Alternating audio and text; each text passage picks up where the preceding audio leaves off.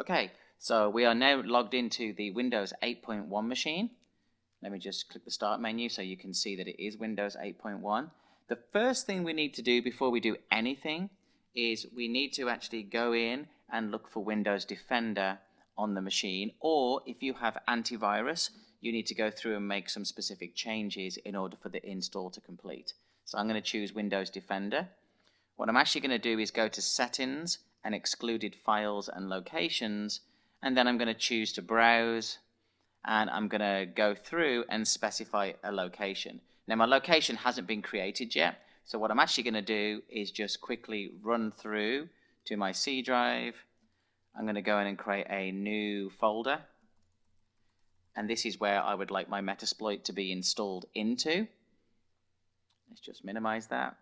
I'm going to click Browse, and now I'm going to go to that location that I just created, Metasploit, click OK, and I now have a location that has now been added and excluded. So that means that anything that's in that folder structure is not going to get picked up by the Windows Defender. What I'm also actually going to do is I'm going to go in, and this may not go well, but I'm going to turn off the real-time protection as part during the install process. And this is purely based on the fact that I don't want the antivirus components of Windows Defender to pick up any of the install pieces and then break my Metasploit install. So I'm actually going to click that and click Save. And then obviously it tells me my PC is at risk, but I can turn this back on after the install has been completed. Now, if you're using something other than Windows Defender, then you'll need to do something similar, where you'll exclude that directory that you want to install into, and you don't have to do the real-time protection, but I find it's easier doing the install on a Windows machine that way. So let me just minimize that, and let's go to my browser. Now I navigated to rapid7.com, clicked on Products, and then went to Metasploit, and then I'm presented with two options, Metasploit Pro and Metasploit Community. For the purposes of this, we're going to use Community. I would suggest that if you are using Community and you've done everything possible, then maybe Metasploit Pro is an option for you later on. So I'm going to click Download Metasploit. I'm not going to go and complete the form right now, but the form is there for you to complete, which will then send you an email with the license key and the link to the downloads. This link to the downloads will send you here, where you can download the Windows or Linux 64-bit versions or the Windows 32-bit versions. Now I've already downloaded that file, so I'm going to now browse to my downloads file, which is here, and I'm going to run the installer. Now of course I'm using user account control, which is good practice, so of course I'm going to have to say yes for the install. Let me just minimize these windows. And now the installation will continue. So we'll click Next through the wizard. I'll accept the license agreement. And then my directory, if I had created some other directory, I can actually browse backwards and forwards, but I'm using C Metasploit, and this is one of the reasons why you'll notice that I had to do that piece first, because the next message that comes up is disable your antivirus and disable the firewall. Now disable the firewall isn't as important as antivirus for now, but in the future, when you want to use Metasploit and communicate outside of your machine, the Windows firewall may block that traffic coming back in. So you may have to make some changes to your firewall, disable it, or whatever else it might be. I'm going to click Next. It's going to go ahead and do some checks, and this will actually check your antivirus and your firewall. And if there was an issue, it would have failed at that point. Now, part of Metasploit is actually a web interface for you licensing and running components. So we're going to choose the SSL port. I'm going to leave it as the default, 3790. Click Next. I'm going to leave the local host the same. I'm going to leave it as the valid number of days. This is a certificate that gets generated to bind to that website. And then, of course, yes, I want to trust the certificate. Otherwise, it means I have an issue every time I try to access the site. I'm going to click Next. And now it's going to go ahead and do the installation itself. So this shouldn't take too long. What's going to be installed is it's going to unpack all the files that we need, put them into the location. It will provision as a bunch of services and processes that will allow the website to run, so we can put the key inside of it. It will then also install the console application that we need to use, the terminal components. Now, of course, some of these phrases are obviously normal in Linux, but for Windows, we don't really have that idea of a terminal window as such. So this will install all of those components.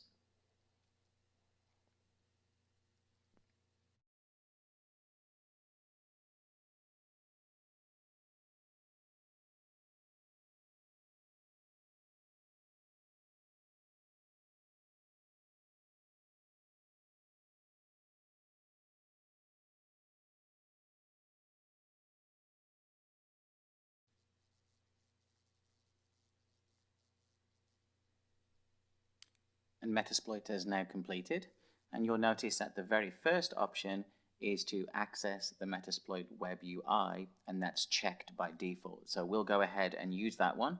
Click Finish, and this will then load our web page. We're going to allow blocked content because obviously I need to be able to access the site itself, and you'll see that it opens up a specific page that's installed in our structure, and I'll click Browse to the site. So localhost 3790, and you'll see right here that we're able to go through and configure an account. I am going to use my standard username.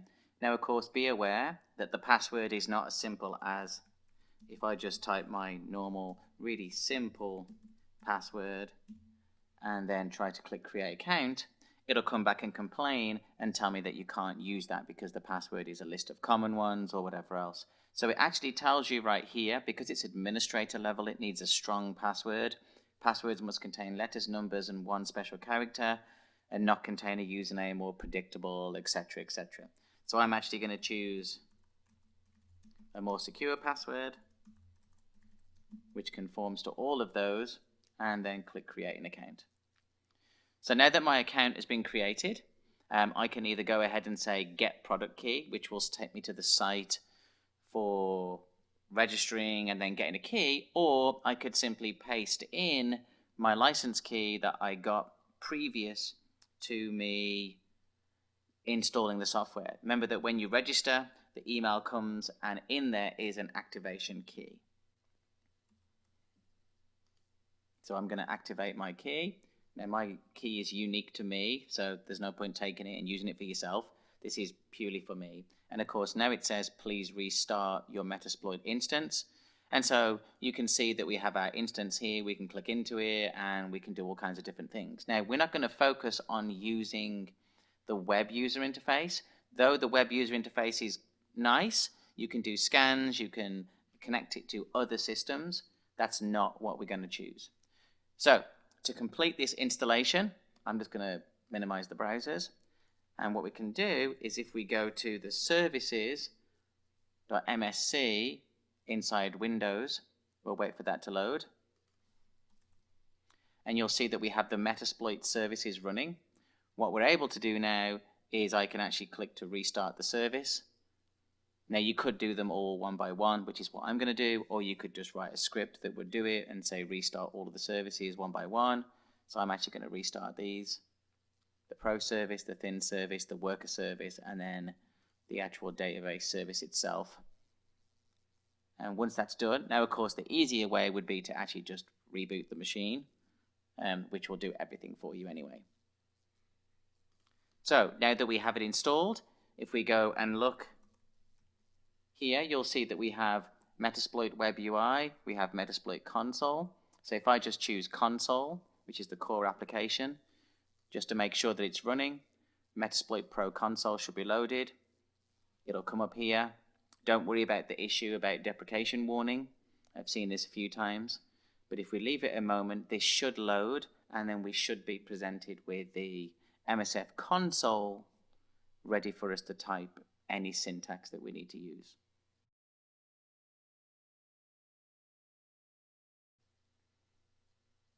And our console is now loaded. And so from here, we can now start typing syntax. And so that's completed the install of Metasploit on a Windows 8.1 workstation.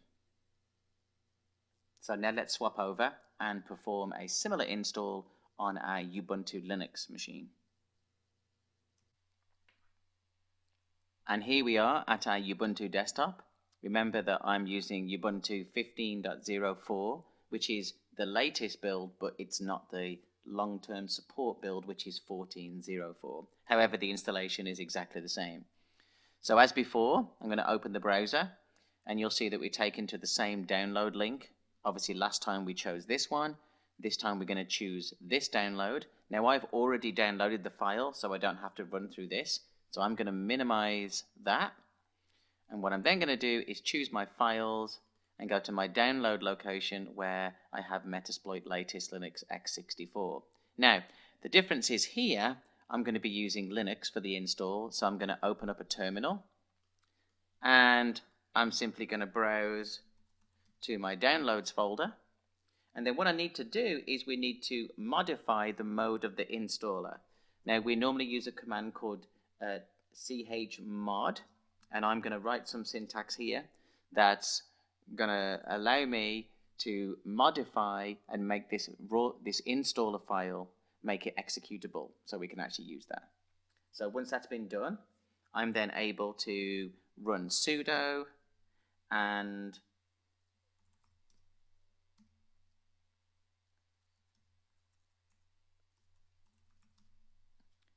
then tell it that I want to run the Metasploit run installer. So first off, it's going to ask me for my sudo password. So I'm going to click that. And then Metasploit will begin its installation process as before. You'll notice it's using the same kind of wizard install. So I'm going to click forward. I accept the agreement. It's going to create me a folder, which is the opt Metasploit. Now, the word of warning again here would be if you have the firewall or antivirus installed on your Linux machine, then this directory will also need to be excluded from those processes. I'm going to install it as a service because I would like it to automatically start every time I boot the machine. Or you can choose not to. I like to have yes because this is normally the machine that I would use it on. I'm going to click forward. It then gives us the regular warning about disabling antivirus and firewall. I'm going to click forward. And this is Membase going to go ahead and check. And at that point, if there was an issue, it would have stopped the install. I'm going to use the same port as the last one. I'm going to choose the same settings, localhost, the trusted certificate, click forward. And then it's going to go ahead and do the same installation that we just did on Windows using the same kind of wizard.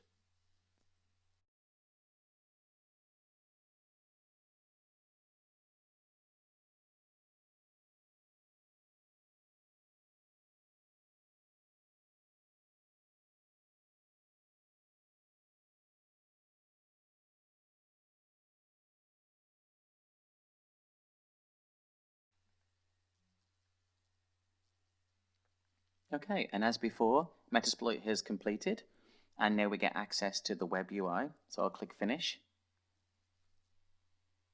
And as you can see, the browser has opened as before, and we can click localhost 3790. Now, of course, the difference being that because I'm using Firefox, it doesn't necessarily like everything that's there. So I'm going to click Add Exception.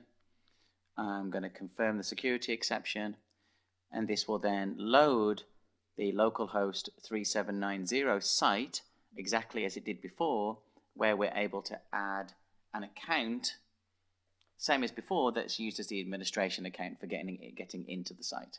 So we'll just wait for this to load.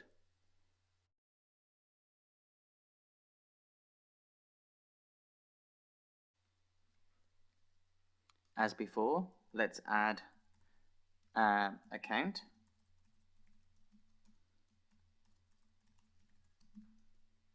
And click Create.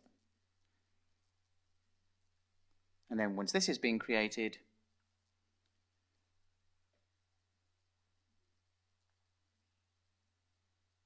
we should then be able to activate using our license key. And here we go. So I'm going to paste my license key back in, click Activate License, and this will then activation is now been done.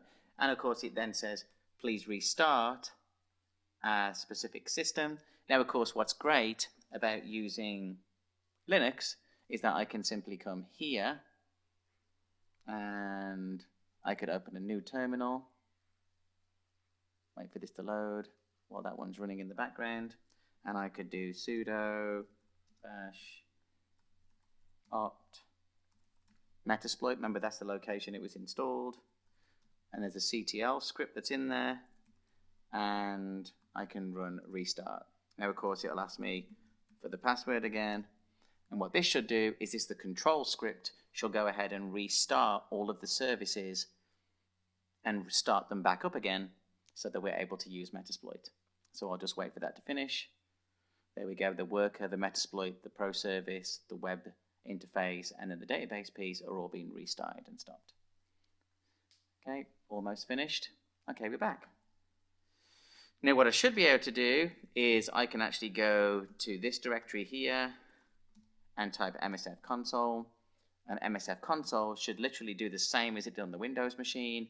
It says it's starting, it says, oh, hey, you're running it as root. We're not too stressed about that right now, but you'll notice that it's given us the message starting Metasploit, and hey presto, we're able to load Metasploit, ready for us to type syntax. So that completes the installation of Metasploit onto a Ubuntu Linux machine.